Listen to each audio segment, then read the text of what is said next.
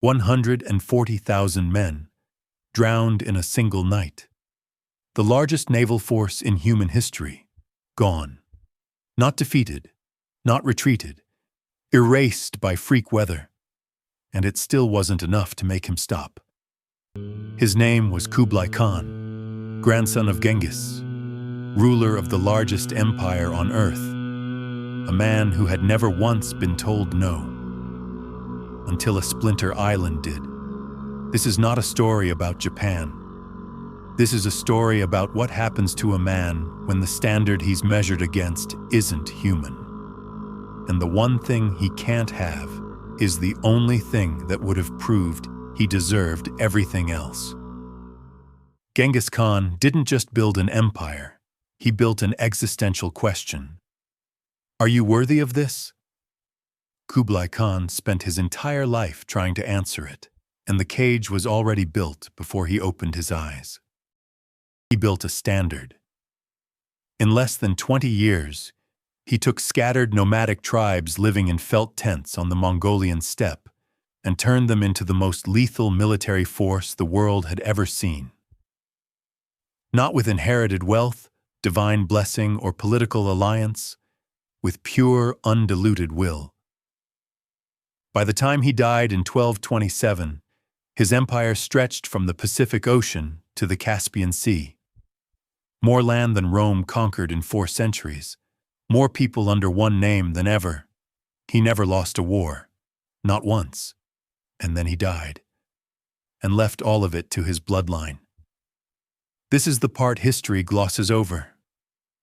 What are you really handing a child when you hand them everything? Kublai's father Tolui was Genghis's favorite son, the one who inherited the Mongol heartland itself, the sacred steppe, the origin of everything, the one the old man trusted most.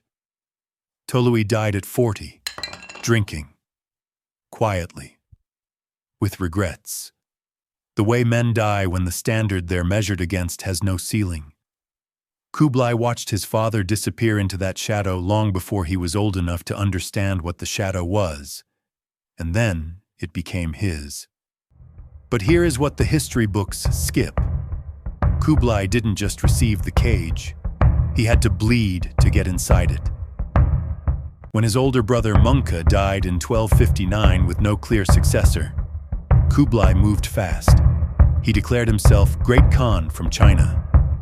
His younger brother Arik Boka declared himself Khan from Mongolia simultaneously.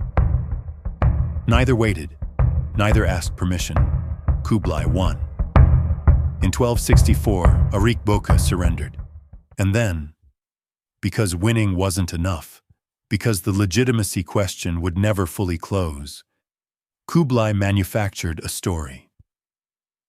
A legend written into Mongol chronicles that the dying Genghis had pointed at young Kublai specifically and said, This one carries it forward.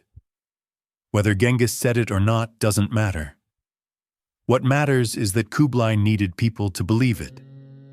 He fought his own brother for 4 years to get into the cage, and he still wasn't sure he deserved to be there. The ghost was winning. So while his brothers competed to out-Mongol each other with raids and blood, Kublai went quiet. He stopped looking like a warrior. Because he was weaponizing something his grandfather never possessed. Absolute patience. Kublai didn't try to be Genghis. While his brothers competed to out-Mongol each other, more raids, more horses, more blood, Kublai went quiet.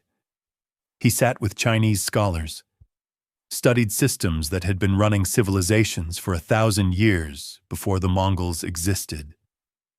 His own people didn't just question him, they chose someone else. But Kublai wasn't going soft. He was figuring out something Genghis never had to: how to rule what his grandfather had won. Conquest and governance are completely different skills.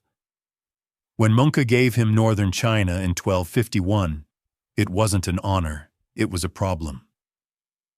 Kublai didn't pacify them, he governed them, reduced taxes, rebuilt what the campaigns destroyed. offered something his grandfather never had. Mercy. It worked. This is who Kublai Khan actually was, a different kind of great. Not Genghis's greatness, his own, but the ghost doesn't negotiate. Are you worthy of this? And Kublai had no answer yet, because Genghis only ever gave one. Win. In 1268, Kublai Khan cast his gaze south and found the one last thing standing between him and everything. A city called Xiangyang. It sat on the Han River like a cork in a bottle, the gateway to southern China, to the Song dynasty, to the last piece of the world his grandfather had never taken. Whoever held Xiangyang held the Yangtze. Whoever held the Yangtze held China. The Song knew this. They had built Xiangyang accordingly. Massive walls, river access for resupply. A twin city, Fancheng, directly across the water, connected by a pontoon bridge, doubling the defensive position. The Song had looked at every Mongol tactic that had worked for 50 years and built a city specifically designed to make all of them useless. Mongol cavalry was the most feared force on earth. It needed open ground. Xiangyang was built to deny that. Previous commanders had tried and had died trying. Kublai didn't send cavalry. He sent engineers.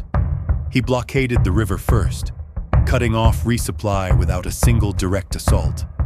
Then he built 5,000 ships, constructed from nothing, hauled into position, forming a floating wall around the city's lifeline.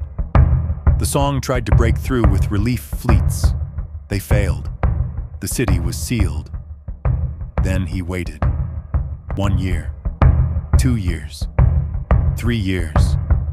For years they encircled this twin castles, but his own generals eventually grew restless. The Mongol way was velocity, strike fast, break fast, move on. Sitting outside one city for years went against every instinct the culture had built over generations. There were whispers. Is this really the grandson of Genghis, sitting in the mud outside one wall? Kublai didn't move. They continued waiting. Then year 5 arrived, and he did something completely alien to his grandfather.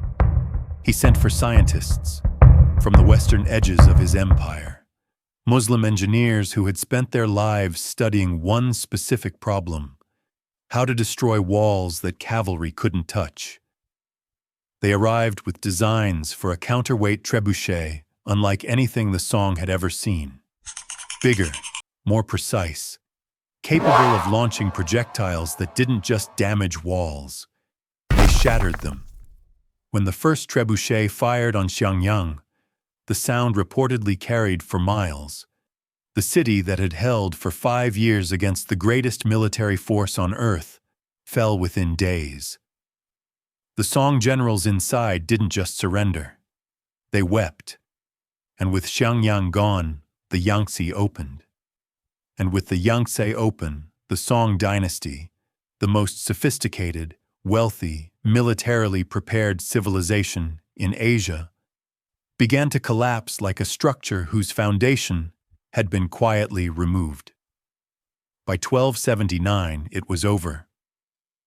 Kublai Khan had done what no conqueror in history had managed. Not just the Mongols, anyone. He had unified all of China under one rule for the first time in centuries. He had done it without Genghis's method, without pure velocity, without terror as the primary weapon. He had done it with patience, intelligence, technology outsourced from the far edges of his own empire. This was his answer. Not to the world, to the ghost. This is what I can do that you never did. For one moment, maybe the only moment in his entire life, the question went quiet. Are you worthy of this? And the answer was yes. Standing at the peak of everything, Kublai Khan made a decision that revealed more about him than any battle ever could. He claimed the mandate of heaven. You need to understand what this meant. The mandate wasn't a title. It was the foundational operating system of Chinese civilization, 3,000 years old. The concept was simple and devastating. Heaven grants the right to rule, but only conditionally. Govern unjustly, lose a battle, watch your fleet get destroyed by a typhoon. Heaven has spoken. The cosmos is always watching, always rendering judgment. Genghis never needed a system. He didn't need to. His legitimacy was simple. He won, every time, against everyone. But Kublai wasn't ruling the Mongol world anymore. China didn't recognize Mongol legitimacy. China recognized the mandate, so Kublai reached for it. In 1271, he proclaimed the Yuan dynasty, moved the capital to Beijing, wore Chinese silk robes, performed the Confucian rituals, declared himself son of heaven. And then, in his single greatest moment of personal triumph, he retroactively declared Genghis Khan as the official first emperor and founder of the Yuan, not himself, Genghis. He put the ghost's name above his own. He had just accomplished something Genghis never managed, unified all of China, claimed the most ancient legitimacy framework in Asian history, and he couldn't fully own it, because some part of him still wasn't sure the answer was yes. So he reached for two things simultaneously: the mandate of heaven for the Chinese, the shadow of Genghis for the Mongols, performing both identities, fully inhabiting neither.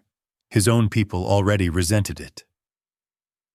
Kaidu, his own cousin, spent 30 years waging war against him, specifically because Kublai had stopped being Mongol.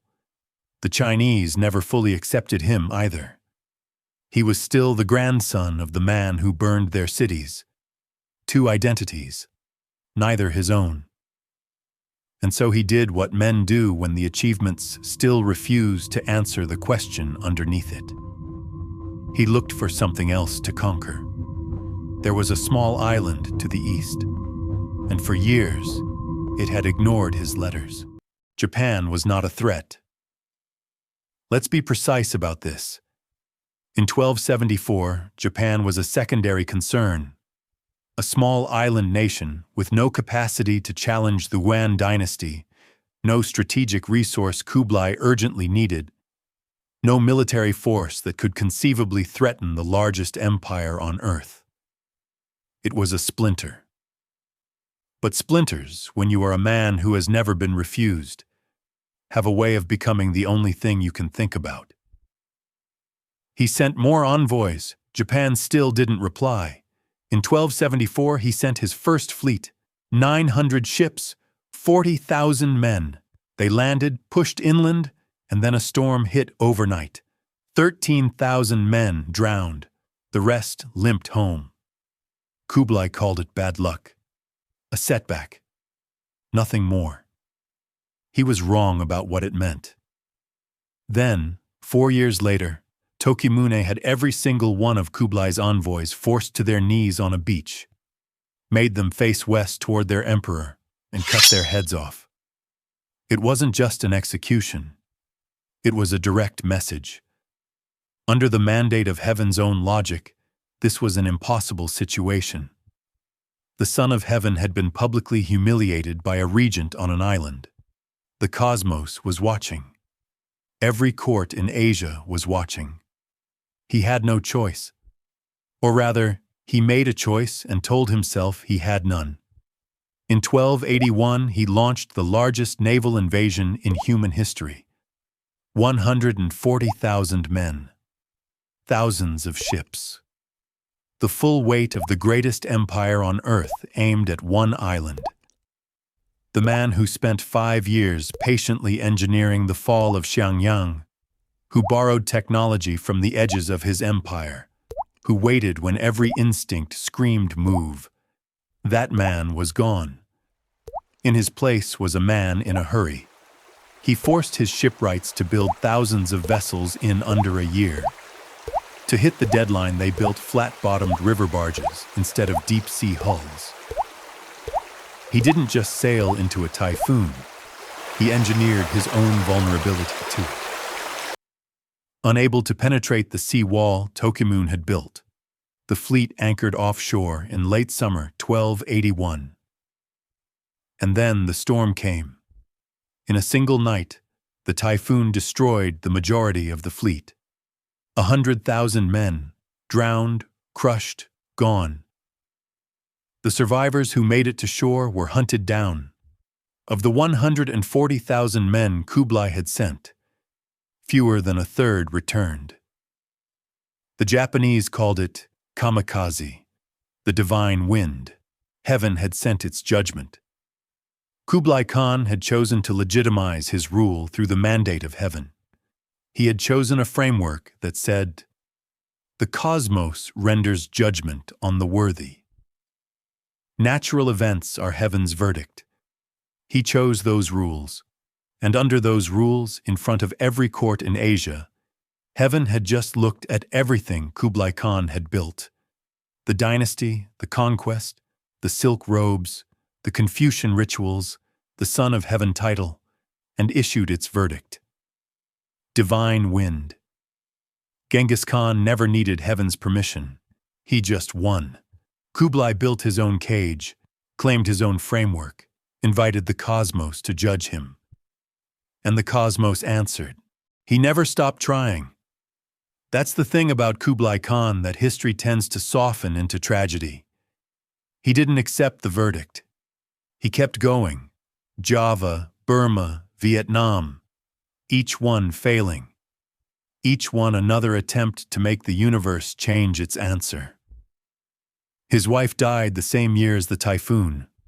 Chabi, the woman who had steadied him, understood him better than anyone. Gone. His chosen heir died 3 years later. He started drinking, eating, withdrawing from the court he had built with such precision. The man who governed China with more sophistication than any Mongol before him became, in his final years, a ghost in his own palace. Yet outside those palace walls, the Silk Road flourished, the greatest connected trade network the world had ever seen. Marco Polo called his court the most magnificent on earth. By any rational measure, he was extraordinary, but he couldn't feel it. Because the question was still running. Are you worthy of this? Xiangyang said yes. Heaven said no. And the no counted more than the yes. Genghis never asked the question. His legitimacy was built from nothing, earned in blood, owned completely. No ghost measured him against a standard he hadn't set himself. Kublai fought to inherit the ghost, manufactured the story that the ghost had chosen him, and then, in the loneliest possible irony, invited heaven to become another one. Genghis built something from nothing and owned every inch of it.